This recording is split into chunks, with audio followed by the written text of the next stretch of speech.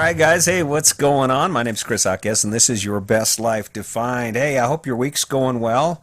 I'm on a roll right now. I think this is my fourth podcast, and I'm going to just try and keep it going. I also wanted to remind you that I'm videotaping these in case you're not interested in listening to them and you want to actually see me, which would be cool as hell, but probably not. I don't know. I'm looking pretty rough these days. But hey, I wanted to talk about my experiences as a prison guard and working in a federal prison. Kind of off the beat. I imagine there's some sort of message in here somewhere. I'll get to at some point. But for now, so I used to work as a deputy sheriff, and then I had been commuting for about 9 years. It was a 2 hour commute, a little over 2 hours a day. And the federal prison opened up about 14 miles from our house. And that was an opportunity for me. It would save me a lot of time, and that was really all I was concerned about when I actually applied to the federal prison. I didn't even take the time to try and see if it was really beneficial financially. I mean, I compared the money, and it was the same, but I never looked beyond that. All I knew was that I was tired of driving, so I applied to the federal prison. And what was interesting, or what was funny about that, I guess, is that how ill prepared I was. So I had a background in construction, and I had been doing construction and working on my own house, and I knew a lot about construction. But instead of applying to the federal prison as a maintenance supervisor, where you supervise an inmate crew going around repairing stuff, which would have been a Monday through Friday job, 7 to 3:30, weekends and holidays off, I applied as a correctional officer. Well, I got the job. And the prison that I was working at, it was a brand new prison. It's called FCI Florence, if you're interested in looking it up on the internet or anything. And it's on the same complex as the Super Max of the Rockies, okay? And but I worked there. I guess I'd worked there about 3 years, and we'd had our issues. I mean, new inmates coming in. Because we didn't have a single inmate when we first went to work there. And as the inmates started coming in, you start having problems, and you start seeing weaknesses in your systems and your policies based on the unique situations of that particular institution. But so I'm not sure exactly what happened, but I was working evening shift, which is 3:30 to midnight, or 4 to midnight, but we usually show up on shift about 3:30. But a couple guys had called in sick, so instead of me working in recreation where I was supposed to be working, I ended up working in one of the housing units. Now, if you can picture it, the housing unit is like a triangle, and there's two on each side, and then there's a hallway that connects them, and each housing unit has its own exterior entrance as well. And if you go into that hallway, that's where all the support staff are. That's where the counselors and the case managers and the unit managers are. And these people take care of all of the functions of calculating time and release dates and making sure inmates are complying with court-ordered restitution and all that stuff prior to release. And they also coordinate the education requirements and some of that stuff. But on evening shift, there's no one in those. Or there might be one counselor that works late, so the inmates that work during the day have access to them. But in this particular case, no one was working in the center office. And I had gotten moved to one housing unit, and a friend of mine, John, was in the other side of that housing unit, and we were connected by this hallway. Now, there were security doors and security glass on both ends of that hallway to make sure that if there was something happening in one side, you wouldn't have overflow. In other words, the inmates from one side couldn't join in the melee depending on what was going on. And we had talked about keeping those doors locked, which I required when I worked a housing unit, because that's the only safety I have. If something happens and I need to get behind that door, it doesn't do me any good if someone is on the other side that can get to me. So we had talked about that, but the day didn't really start out that well for me. Normally I'm a pretty easy guy to get along with. Even with the inmate population, I was pretty easy to get along with. I wasn't a real asshole. But I do the count. 4 o'clock count is a stand-up count, which means one time a day at 4 o'clock, every inmate in the institution has to be standing on their feet when they're counted. And for obvious reasons, what this does is this eliminates the issue of a weekend at Bernie's situation where an inmate has died and no one has picked up on the fact that he's died in his cell. Or the other thing is it creates a situation where you can see that if there's a dummy, because maybe someone has escaped or hid someplace else with not such good intentions, they put a dummy under a blanket, you count that dummy. Well, if they're standing up, you can't, I mean, a dummy's not going to stand up, which it's good. It's a good policy. But, I'm the new officer, and of course there's always someone who's going to test me. And I wasn't 3 or 4 cells into my count at 4 o'clock, and I'm in a debate with this guy about standing up, and of course he's got all kinds of reasons, like he's standing up, his foot's on the floor, he's got all kinds of crap he's telling me, and I just tell him, I finally convinced him that he's going to stand up or we're going to have problems, but I also advised him that after count he needed to come and see me. And sure enough, we got the count cleared about 4:30, and here he comes, and of course we have a lengthy conversation about what his responsibilities are and what I expect, and being a new officer, of course, he was going to challenge that, but by the end of the conversation, I mean, him and his buddies were pissed off at me. Not exactly the best way to start your shift in a new housing unit. Because even if inmates don't really have a dog or a dog in that fight, they almost feel obligated because of the crew they run with to, support their buddy, even if their buddy was being a dumbass. So that's how it starts. And then, of course, part of my job is to shake down, to look for illegal contraband, to look for weapons, to look for homemade alcohol. And I wasn't it was about, I guess I was probably on shift about, after count had cleared, about 15 minutes, I found 5 quarts of wine. And of course, I make this big ass deal about this wine. I'm not subtle. I'm kind of arrogant, kind of cocky. I was like, 32, 33. I was in the best shape of my life, and I'm working in a prison. I got that attitude a little bit, and I'm making a big deal about this wine, which I didn't really think about until later on. I mean, but that was probably would have been my demise had I not been a little quicker on my feet. So I get this wine, and I go over to the housing unit next to me, my friend John, and he's working the housing unit. I go over to show him where I found the wine at, and it was behind a light. There's lights in the shower stalls. There's like 4 shower bays at the end of each corridor or each hallway in the corner of the housing unit, and you pull those lights out, and that's where the wine was. So I went over to show him where this hiding place was, because he'd find some wine too. And as we're standing there talking, an inmate kind of walks out of the shower, and as he walks by, he says, "Get help on the rec yard." And then he just kept walking. And I looked at John, he looked at me, and I didn't have a chance to turn around, and the radio blows up. Staff needs assistance on the rec yard, fight on the rec yard, and it's multiple calls for assistance, okay? So I had discussed with Johnny what I was going to do as far as my plan for staying safe in case things got crazy. And so I get back to my side of the housing unit, and I reassured John I'd keep my door locked so he'd have a safe place to go if he had to get between the 2 housing units until help could arrive if things got nuts. And I went back to my side, and things are getting crazy. I mean, within a half hour, you can see the windows just breaking out of the rec yard, and the radio is going crazy. And I mean, this is new to me. I've never been in a riot like this before.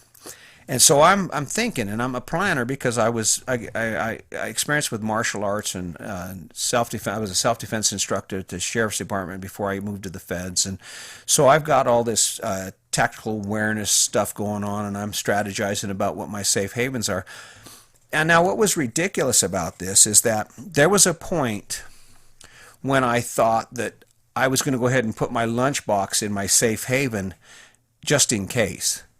Now, if I had really thought that I needed my lunchbox in my safe haven because I thought shit was going to get that bad, what I should have done was just walked out of the housing unit, locked the outer door, and went to the lieutenant's office.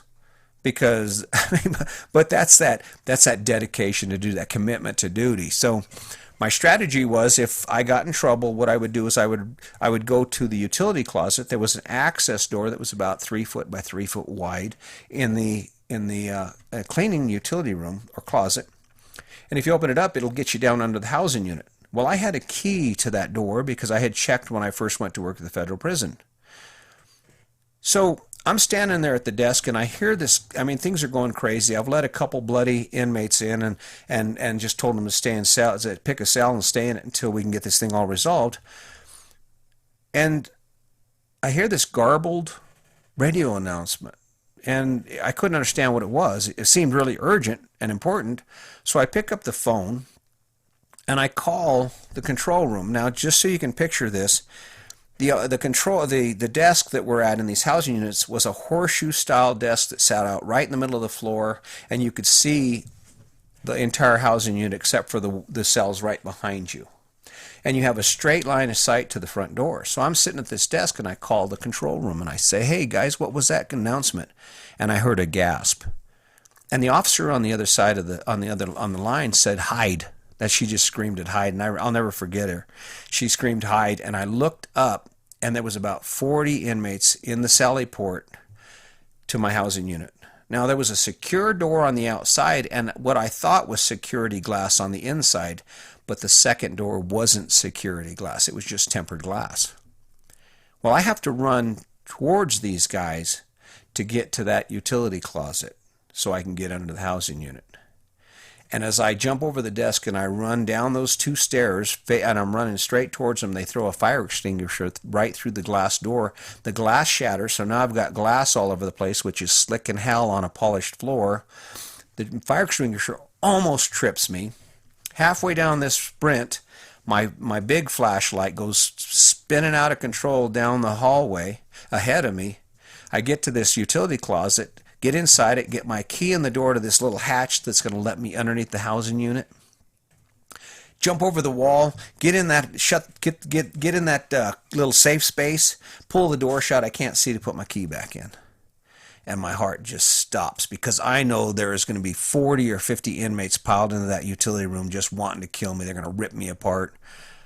I open the door, stab my key in the lock, shut the door, get it locked. And I happen to always carry a secondary flashlight. It's a little mini mag, you've seen them. And mechanics and HVAC guys a lot, and some cops carry them. But I had a mini mag. I turned it on, and thank God the batteries were working. Well, I was on a ledge, and there's just a hole there. You drop down. Well, I dropped down to that hole. It was about a 3-foot drop. I dropped down to that hole, and I'll never forget that dry, almost baby powder dirt just engulfing me. It just was like an explosion. And so I'm trying to get acclimated to where I'm at. And basically the way those housing units were built, they're just pre-stressed concrete girders that are set on foundation walls. And then they pour a slab of concrete over them and do all the security stuff they do to them. But so the height of the ceiling varies, but it's about 4 feet high, 3.5 feet high. So I'm kind of crawling through them, trying to figure out what's going on. And at that time, every sound I hear are inmates trying to kill me. I mean, I know that I'm the focus of their attention. The reason that noise is happening is because they're going to get me. And I can hear this noise and I'm running from it. And I'm trying to get as far away from it. But at one point I start getting closer to it. It starts getting louder, but it doesn't make any sense to me. And I start moving and I can hear it coming from through this hole. I can really hear this noise echoing. And I look into this hole and I kind of look up. And it's the utility chimney that goes from the basement or the crawl space of this housing unit to the attic. And what really scared me, my heart dropped, is I can see the compressor to the drinking fountain that's in the corner of the hallway there inside the housing unit. Now the compressor isn't the problem, but there's only 2 little screws holding the grill on to access that compressor. And if they take that compressor out of the drinking fountain, they can come down that chimney to right where I'm at. And that scared the hell out of me. So I'm thinking, what do I do? What do I do? Well, right across from this opening is a little hole, about 3 foot in diameter. I look in there, and it's just like a dead-end corner triangular room where the foundation walls have come together. I'm like, well, they can't be that big to come and get me, so I figure if I go in there and someone comes in after me, they're going to be about my size, and they're going to have to come in head first or feet first, and I can win that fight. So I get myself all positioned, and I back my back against the wall, and I'm shining my light, and the hole is now to my left side, and I'm just sitting there just praying. And I hear my buddy call me on the radio. It was Johnny, and he asked me, he goes, hey, Chris, did you make it? And I said, yeah, Johnny, I made it. He goes, what about you? I told him, I said, what about you? He says, no, I didn't make it. He goes, I'm in the sally port between the 2 housing units, and they're beating the hell out of the glass. Now, granted, it's 4-hour glass.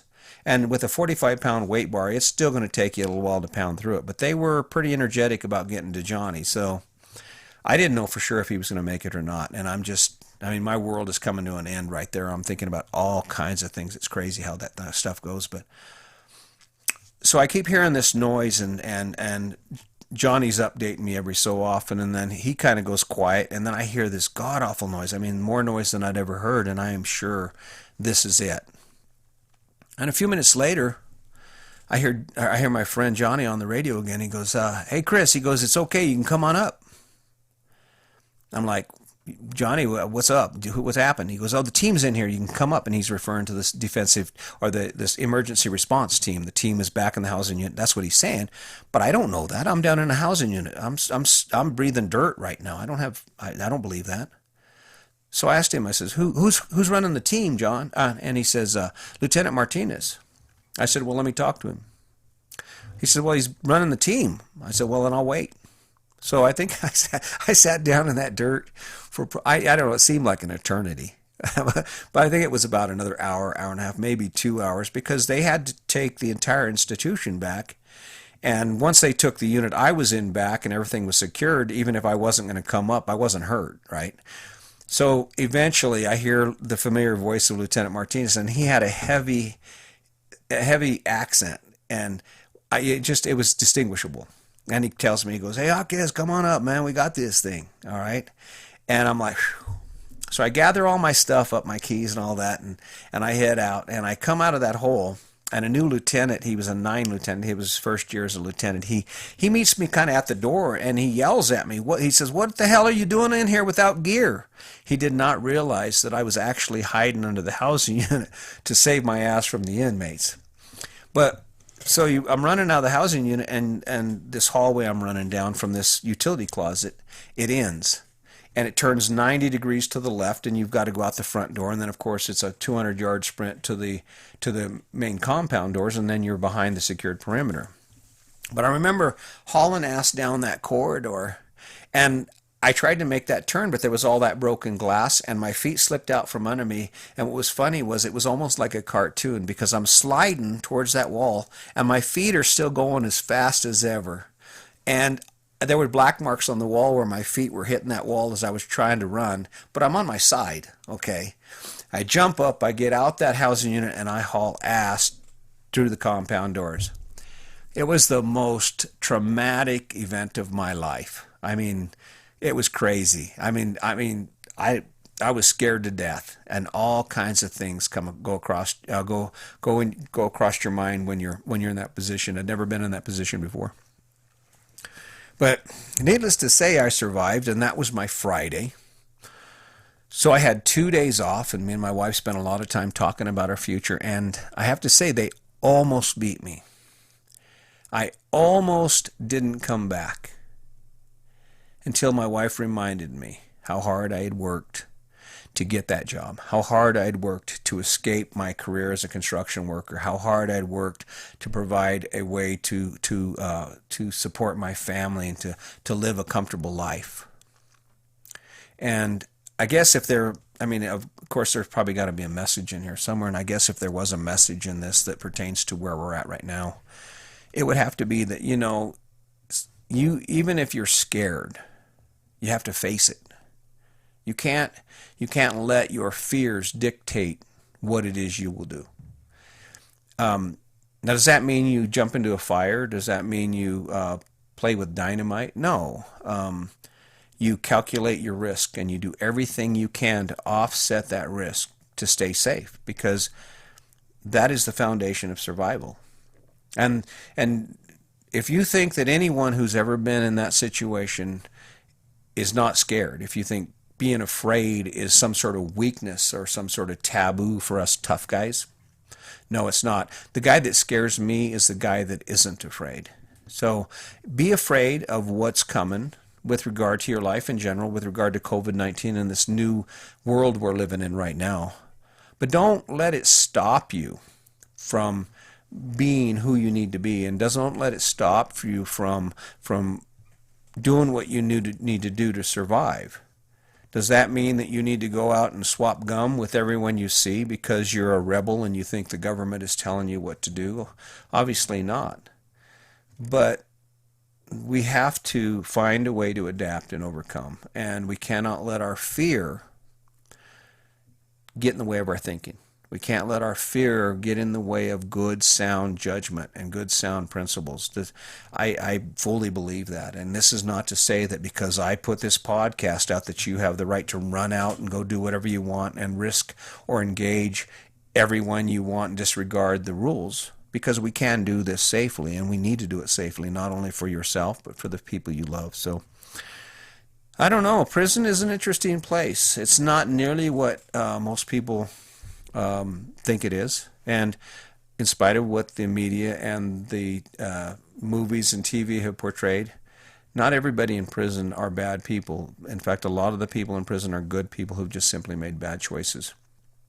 And I learned a lot from those people. I've learned a lot about me, I've learned a lot about life, and I've learned a lot about what's important. So I think I probably ran this one long enough. So, hey, listen, guys, just so you know, I do have the this on YouTube on my chrishawkes.com YouTube channel. If you want to sit and watch me talk rather than listen to me, my social media page is open to the public. I have a group called Real People, which is a nice place to post some of the stuff that you go through yourself. But all I can say is, you know what, we are going to make the best of this, and those people who do make the best of this are the ones that are going to come out on top, and we're in it together. And if we grow together and we work together, we can actually get to where we need to be safely. So until next time, listen, guys, I'm going to just keep rolling at this because this is what I do, and I do it for you. So as always, just remember, today's your day. Make it a good one.